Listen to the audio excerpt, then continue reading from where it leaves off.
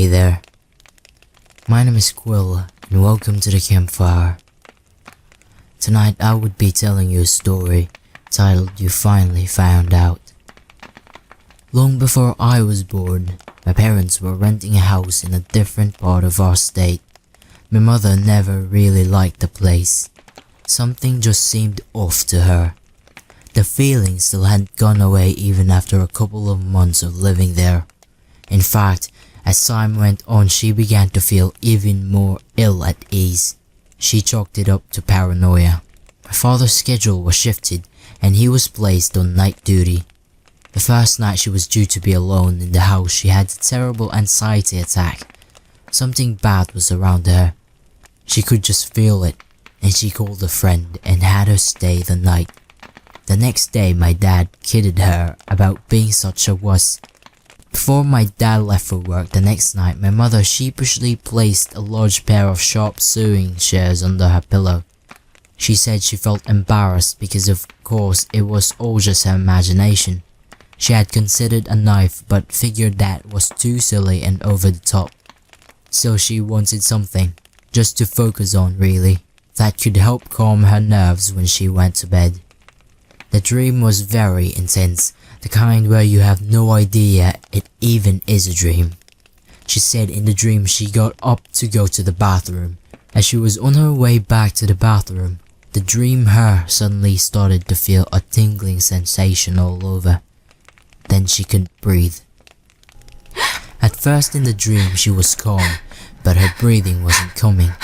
She tried swallowing and felt a hard pressure against her throat, a hand pushing and not letting go. Then the pressure jumped and was under jawline, squeezing so that her whole neck was collapsing inwards. She fell to her knees.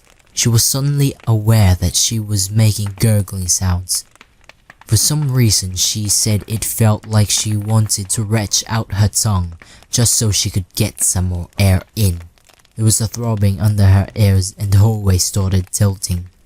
She didn't know why, but she was overcome with only one thought, that she had to get to the bedroom. She began crawling along the hall on her knees, propelling herself along by her elbows. Still choking and gasping, the carpet burned against her skin. It felt as if she were underwater. Every slight movement met by resistance. Finally, she made it into the bedroom. Despite her best attempts to calm herself, her heart was beating so hard it had physically started to hurt her as well. Suddenly, whatever had her neck tightened to the point where she heard a cracking sound. She thought, I'm going to die.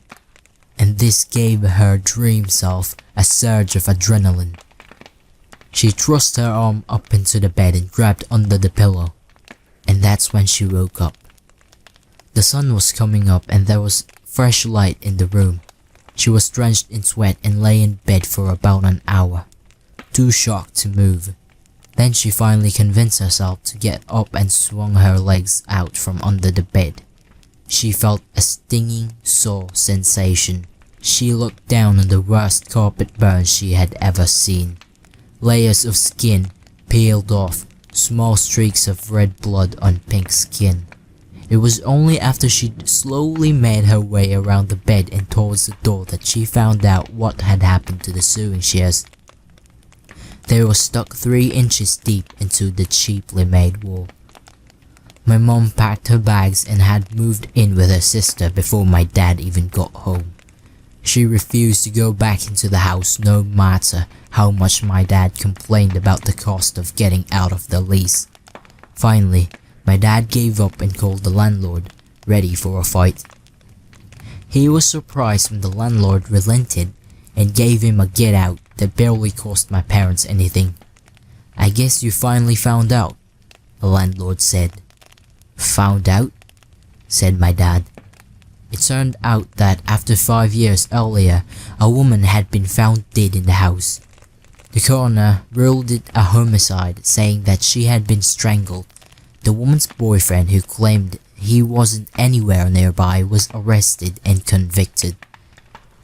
I know the boyfriend didn't do it, my mom finished up. That is why I tell you that I saved his life. because I did. I saved my own and saved him from having to spend the rest of his life in prison.